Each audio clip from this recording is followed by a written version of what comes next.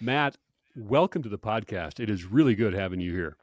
Darren, thank you so much for having me. This is going to be a great conversation. I can already tell. So thanks for having me on today. So, Matt, what caught my attention somewhere in Montana, which we're going to be talking about here in just a few minutes, you've done a lot with your career. Great actor. I know you're doing a lot of other things as well.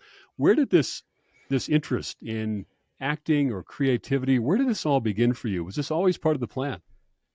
Yeah, I think it was something that was born inside me. I always say that. I mean, some people find it in life, but hand to God, I really felt like as a kid, I just needed my own creativity, my own imagination. I grew up in a rural area of Virginia on the Shenandoah River. Wow. And it was just a place where I could, just kind of create these little scenarios in my head. I felt like characters for me were a place that I could escape to and grow from. I feel like it connects you to your own humanity in a way that's like none other. I loved it. It was like a place that was safe for me. And I got to be honest, I think it's the people first and foremost that I just love so much. I love creative people. I love creating together. I love collaborating. And I love being part of a good story that I feel like can impact people in a positive way. It's good. I mean, we're going to talk about that story. I mean, somewhere in Montana certainly fits that bill, in my opinion. Before we started recording, I let you know my bulk of my background's in corporate America, as if you couldn't tell, right? I got my tie on, but when I was in college, I spent a summer out in Glacier National Park, and I worked out at the park, and we had a evening theater performance. I've never done it before in my life, Matt. By the way, I've never told anyone this. I fell in love with theater. I mean, by the way, I've never pursued it, and I just loved Nice. everything about it. And so I agree with you. Now that I said that out loud, I really should pursue something a little more local because I just fell in love with it. The essence of storytelling that I don't know. Maybe it's just me, but I feel like we've lost in this digital world. I mean, do you feel that in your world, in your space? I think that like human stories matter, and I never thought I'd be saying that. But our humanity is at stake right now in many ways, right? Because we are in this world of technology and AI, and there's a lot of things that are evolving out of that we don't even know where it's going to go at this point. So keeping art sacred and keeping it, from a human voice is really important, and it's never been a more complex time to do that. But independent film for me is it's a gift, right? Because it's people coming together that are sacrificing things. I know even with this film, Somewhere in Montana, the sacrifices that were made. We had a very small crew. It was really gratifying to know every single person that stepped onto that set. And there is just that like thing behind the scenes that you'll never get to fully immerse yourself in. And this is why I love being on shows like this, because a lot of the relationships that are made behind the scenes, I believe that they really do translate to the stage or to the screen in this situation. And those are from our own humanity and from the, relationships that we build and from the memories that we create. And so, in this new complex world, bringing people together, getting them to feel together, getting them to be together is more important now than it ever has been before. I love everything you just said about that. By the way, I was. You ever been out to Zion National Park, Matt? I know you've been out west here, but ever been to Zion? That is so interesting that you brought that up because I was the only actor that drove to set, Darren. And when I went to Somewhere No. in Montana, yeah, I did. I drove to set from LA, and I did a couple days in Vegas. Actually, Brandon Smith, it's funny, he called it the Fabian Freedom Tour because I was basically like, like kind of getting into the world of the character because Fabian Verdugo, like he goes from the big city to Montana, and it softens him, and it creates an evolution in him, a reawakening, so to speak. And so I wanted to find that, in my own methodology in method acting that I use because for this character I felt a lot of myself in Fabian. So I figured I'd drive to set. That way I could be on the road and I could see the evolution of leaving the city. So I got to go to Vegas for a couple days. Ironically, was the time that Matt Apple from the New York show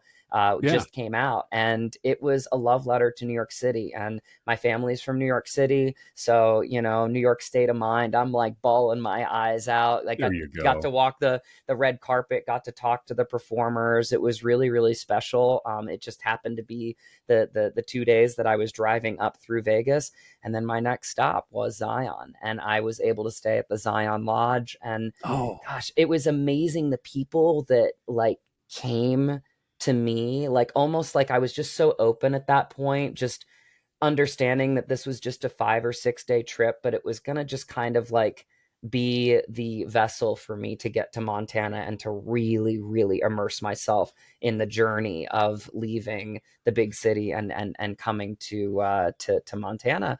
Just really, really nice. cool to hike until 9:30, 10 o'clock, and the sun's going down, it's about to get dark out, but the Oh, crystal lakes, walking in the middle of the rivers. And I can't really honestly remember, living in New York City and then in LA, the last time I've like stared at a waterfall for an hour straight, and yeah. just listened to the frogs and the sounds of the air weaving their way through the mountains, and just taking the air in and taking everything in.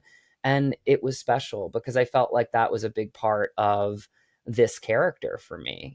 He's woven up tight in the beginning because there's so many stakes, right? There's investors, and there's actors, and there's things that are essentially falling apart in the film within the film that Hmm. Fabian is trying to tell, which is a legacy piece for him. But when he starts to really let kind of the softer side of himself in, and he starts to understand this world that is unlike his own that he's used to, it really gives him this real glimpse into how he needs to make this movie, right? And it's very very keen that what we did was very meta, because I felt like the actors in the film did very much the same thing. Michelle, Jonathan Stoddard, Kate Orsini, um, a lot of the cast and crew, we'd go on hikes together. Graham and I would, get breakfast together at Betty's Diner. We'd go to the lodge for a nice steak. And it really became like that tapestry of like how you bring your own humanity into a story. And I feel like, to kind of go off of our conversation so far, it's like, I feel like you feel that in this movie. So it's really, really nice to be able to get on a podcast like yours and explain that like a lot of those moments that you see are because of the journey that I took through Zion. And then That's I awesome. hiked the highest point in Utah too. And when I got to Montana, it was just this really special moment where I'm coming over the hill. I see Flathead Lake for the first Oh, time in my life. Right, exactly that, right? it's And unreal. at that moment, Brandon Smith, the writer director, calls me up, and he's like, Matt, where are you? Because I'm meeting him for a test shoot. And I just wanted to shadow him for a couple days. So I was the first actor on set because Fabian's a director. So I wanted to shadow a director and see how he ran his set. And he's like, Matt, where are you? I said, I don't know. I don't know, Brandon. Somewhere in Montana. Oh, I like it. Oh no, Yeah. wait a minute. Is that how it was born? Is that the It's title it's no, born? No, no, it's not how it was born. It was just me kind of like, that's great. embracing the fact that I was here for it, and I had made my way to this place somewhere in Montana. And I just had, I can't really describe in so many words how open I felt as a human, as a vessel in that moment. Good. Now, has that been your approach over the years? Would you call it your own way of kind of method acting? Have you done that before with other roles? Yeah, it's really interesting. I feel like when I was in New York City, I've always been just a big proponent of your mentors, your teachers, the people that guide you in life. And I got my degree at a great liberal arts college in New York City, but I explored some of the best teachers in New York City. Did you? I worked hard in the bars, till 4 or 5 a.m., and I put all that money back into studying with Terry Schreiber and Ron Shetler, who is just an incredible vocal coach, and Michael Levine, who is a great audition coach. In college, I did a lot of Suzuki training, and I'm a martial artist. So Suzuki training is really getting in touch with your body. I really just kind of let all of them land on me. And I tell this to actors all the time, like, your process has to be uniquely your own. Like, I love journaling, like, in my character's voice. I like creating playlists, like music that I feel like inspires the character. So That's whatever great. way I can kind of get in, and feel like I'm in the character in the best way possible. Because the Ah, one so good. challenge that I had as an actor in New York City was I always wanted to show people how much I had worked. And, I had a great acting teacher in college that was just the most loving soul. And he came up to me one day and he said something to me that definitely was not a compliment. He came up to me and he said, "You're a real A acting student, aren't you, Matt?" And I looked at Hmm. him and I said, "What do you mean by that?" And he looked at me, and I don't know if I'm allowed to curse on this podcast, Oh, but go I'm ahead. going to. Okay, good. He looked at me in the most loving way and he said, "You need to learn how to fuck." And it was just it was it but what he was doing is he was like freeing me from feeling like I needed to be good at it. Because at the Yeah. end of the day, you get really good at doing the work as an actor, but then you need to like let it all go, because you're opposite a great actor like a Graham or a Michelle that also knows how, to do such great work. And then once you're just able to let all that go and just be with them and see what they're giving you in the moment, you kind of go to a different place where you don't even know. Like, I don't really remember some of the scenes that I shot because I felt like I was so in the character and so in the moment opposite these great actors that I was just in it. And that's where the magic of acting and storytelling really, really, that's where it lives. You brought up that the relationships that you have with the crew and the actors. I mean, you made friends really, really quickly. And why do you think that is? But educate me. I've never been in your world. Yeah, it's great. It's very insightful. And I think it changes with every type of production. I mean, every production is a little bit different. You're a guest star on a TV in LA. Maybe you're there for 5 days.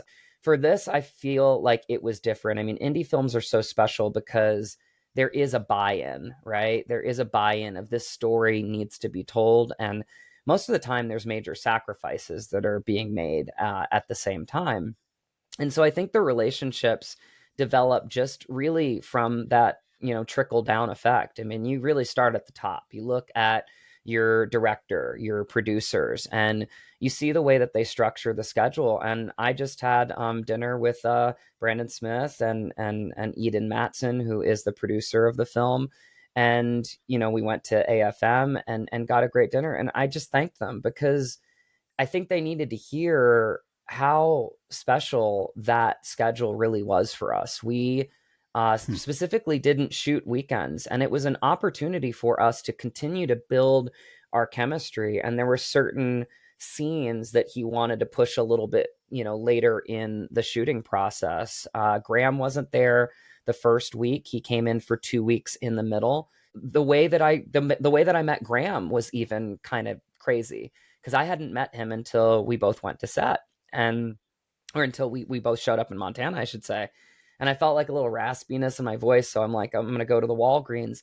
Well, Graham had literally just got picked up at the airport by Eden, and Eden went by and was like, "Wait, Matt, what are you doing here?" And she was like, "I literally just picked up Graham. He wanted to make one stop, and it was at Walgreens, so he could pick up like some vitamins."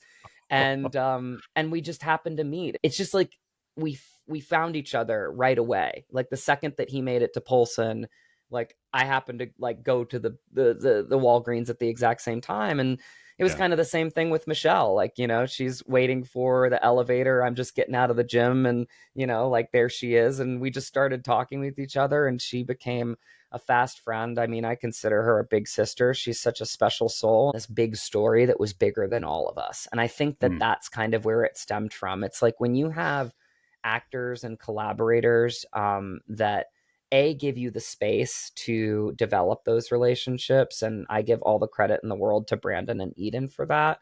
But then you have these actors that just really want to tell a good story that we feel like can meet the moment and make an impact on the world.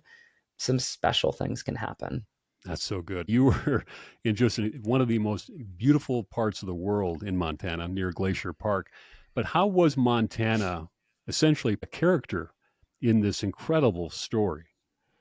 It is just that. It is a character, because I think we need to see different parts of our country. And, I think of this all the time, because it's the feedback that I got when I was, just walking around Main Street after we did our screening there on Main Street in Polson, Montana at the Showboat Theater. And the same people just kept telling me the same thing over and over again of how important it was and how much it meant to them to tell a story about their little corner of the world, because obviously we get the New York, movies and the TV shows, and the LA movies and the TV shows, but when has there been a story about a little town in Montana? Not that often, right? And No. so I think it's one of those things that just meant a lot to a lot of people. And I think about like the dissonance in our society sometimes, and sometimes just bringing a voice to people through art is a way to soften that, to make people feel seen and heard. And I just thought that that was really, really a special thing. So I'm, hoping that I can do that more, is bring little productions to little corners of the world that don't feel like they always have a voice, and make sure that they know that they're seen and heard too. And I thought that was a really special thing, that the town welcomed us, they supported us. And at the end of the day, just to have the locals just really be proud of our film meant a lot to us. That's so good. I mean, that's the ultimate compliment. I mean, I thought it was just really, really well done on a lot of different levels. Hey, the feedback you got about needing to F up more. All right. So you got the feedback. How about you right now, Matt? Are you able to do that more? And in what ways are you able to F up more every single day? Yeah, I think it's been really great. It's like unlocked something in myself where I did all of this studying. I feel like, and this sounds weird, but I feel like sometimes you can overlearn yourself or exhaust yourself. Do you know what So I mean? true. And I felt like I did that. I really did. And I'm so proud of myself for doing that, because listen, I was in New York City. I got to live with my grandmother, who put me up for 5 or 6 years in New York City. Like, my grandma's giving me a gift. I don't have to pay rent. I'm going to put it back into learning with the best because they're there. So I think it gave me the opportunity to, at a certain point, with that one little comment, just say, okay, I've done all this work. I feel like I know how to do the work, but now let me do the next step in my process. Let me let it go. Yeah. Let me like just understand that all of it's inside me, and that I have done enough to now just come to set and be in a world, and go back almost to that 4-year-old kid, playing in the foothills of the Appalachian Trails in Virginia, and just let it go. Because if you can let that take over, that is really when you are acting. That is really when you are being, because acting, and we need a different word for it sometimes, like, acting is truth. I love the work of being an actor. Like, I I can tell. love I love it. I'm so passionate about it, because it's joyous. And listen, it's behind the scenes. I mean, it's you're never going to see the behind the scenes. It's almost like you're never going to see, your favorite sports team. You're not going to watch their practices, right? But some of the best plays that are made in we'll say the world of entertainment are behind the scenes, right? Some of the best Yeah. plays that are ever made are made in practice, but you'll never see them. But it doesn't mean that they don't exist. And so I feel like that's kind of where I'm so grateful for this journey. It has saved me in so many ways in my life. It's given me a direction, a path, and it's most importantly given me the people, and the people are what I love most. Yeah. I can tell. I can absolutely tell. When I think about the individuals that I coach, I've seen high performers, especially these type A, the type that just they want to do really big things in the world, big things with their life. One of the blind spots they tend to have is they feel like they have to be perfect all the time. And if they're not perfect all the time, they beat themselves up in this narrative loop. And they're always feeling guilty because they're not fill in the blank.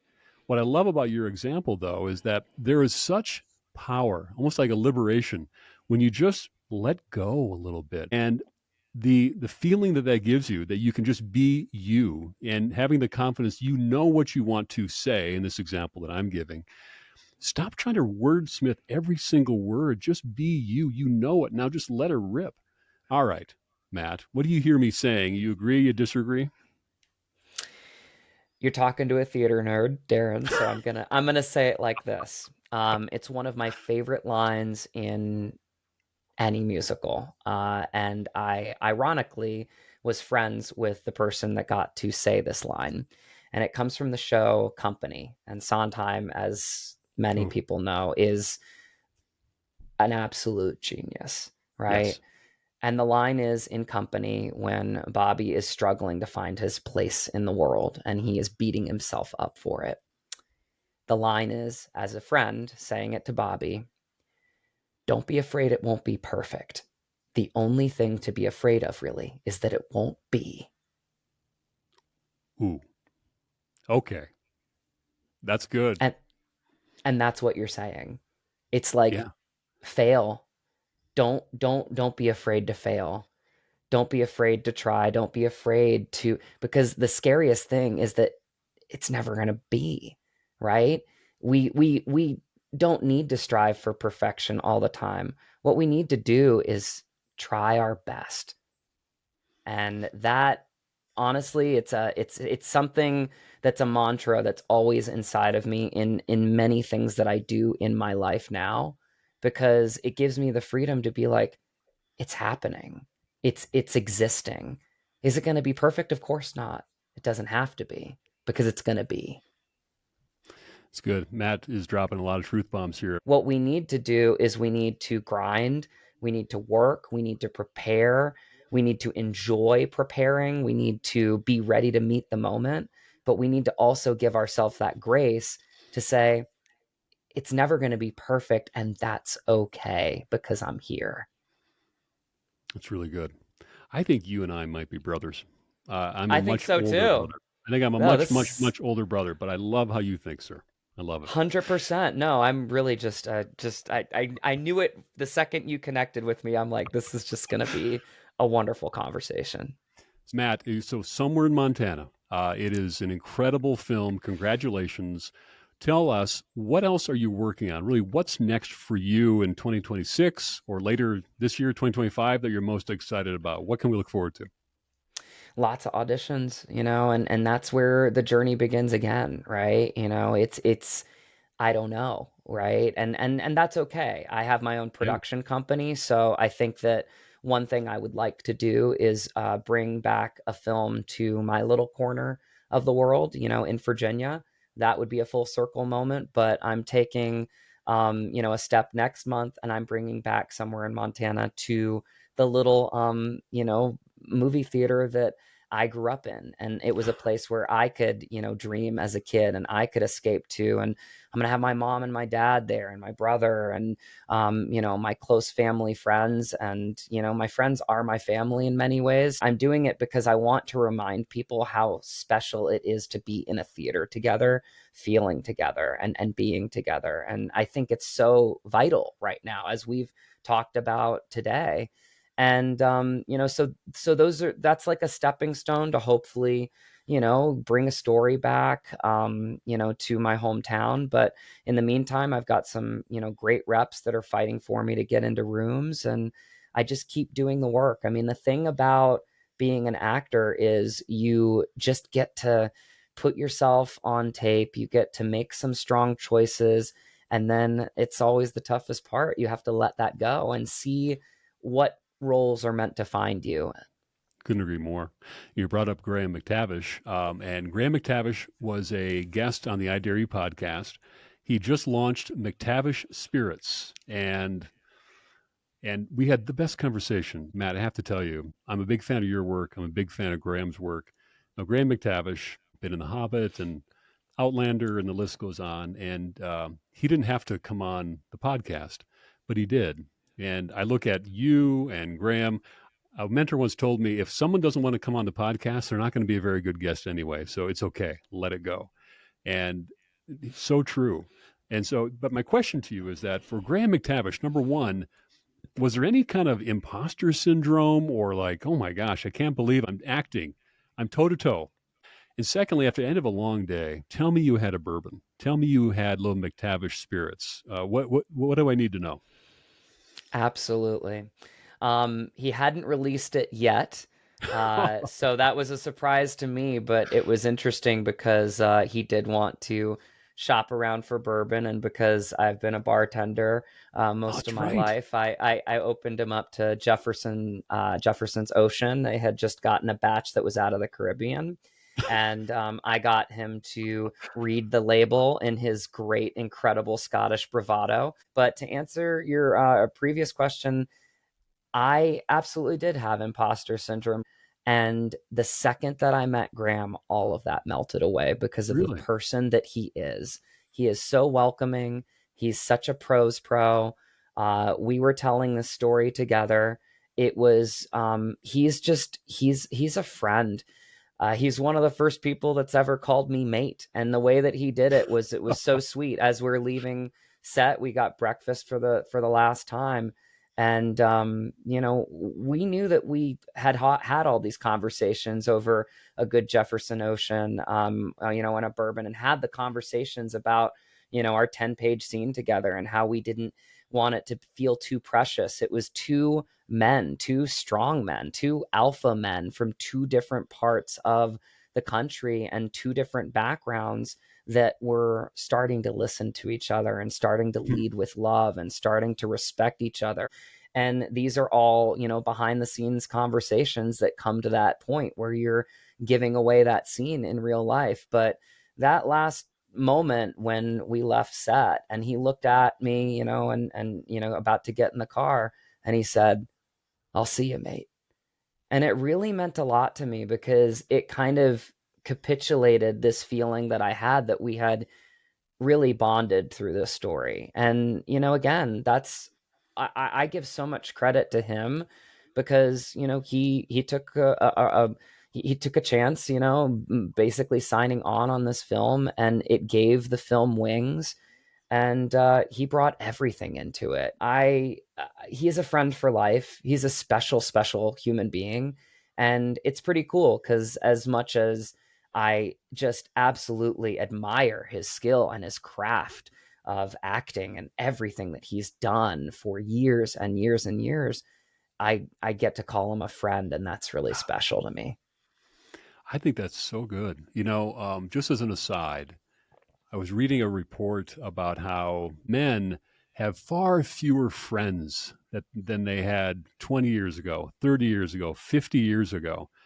And I find that so sad. And what I love about that story, though, is that whenever I hear a man talk about another man in that way, I just think that's just fantastic. We all need those tight, tight relationships. We don't have as many as we used to. And so when we do lock in with somebody and connect, you got to nurture that because, and also step out of your comfort zone to develop those relationships. I believe it in my soul here, Matt. We can't go through this life alone. So your reaction to that? Beautiful. Absolutely beautiful. I call my friends, brothers in life, and that's why when Graham called me mate, that's basically the same thing. It's Oh it's yeah, it's that. I'm on the way to an appointment today, and I'm literally about to ring up my friend Dwayne Jackson, who I haven't heard from, and literally as I'm about to hit his name, he calls me. there you go. And it's that, right? It's just knowing that there is always going to be an accessibility. I'm not having a good day, I need somebody to talk to. um you know Graham and I, like, it was like this instant connection, and it was based on this really important story that we both felt incredibly passionate about.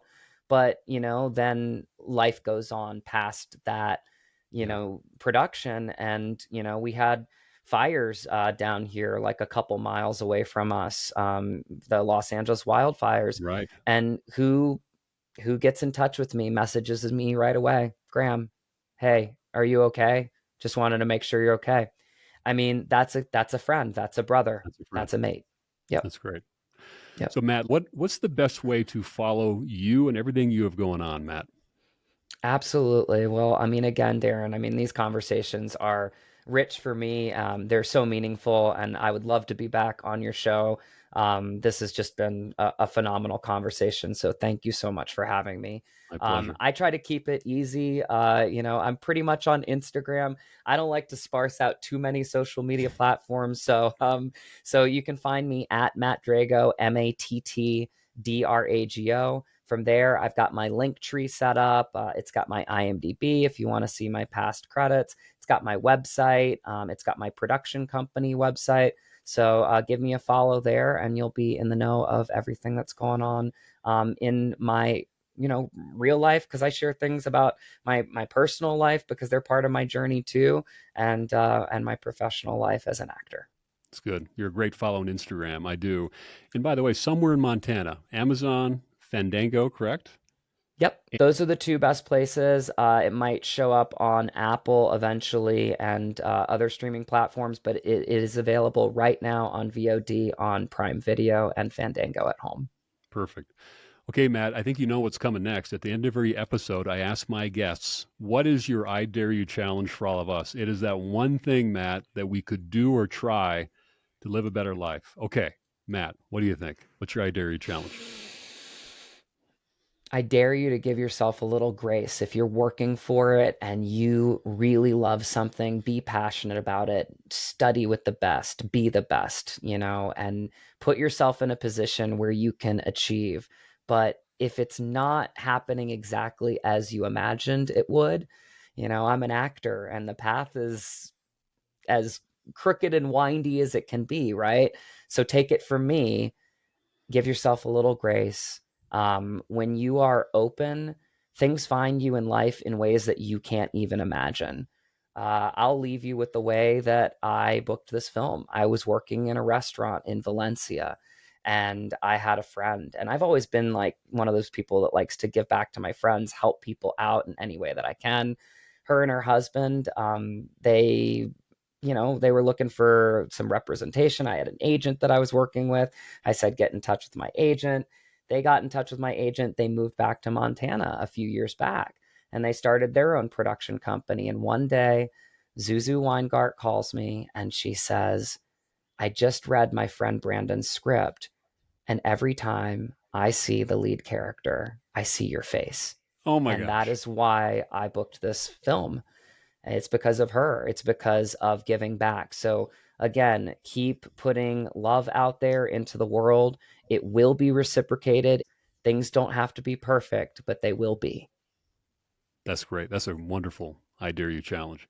Matt, a favor for your next upcoming roles in your career. I don't care when it is, next year, 10 years from now, but apparently I'm a wannabe actor. So if you could give me my big break, that'd be great. Just an extra small role. I don't need much. Can you do that for me? I would love to. I would love to. I mean, I think about it all the time. And, when I, think about my production company, it's putting together little scenes and little vignettes where like I know who the guy is that's going to roll in on the motorcycle. Like that's like an uncle to me that grew up, in the dojo with me, with Oh, my that's great.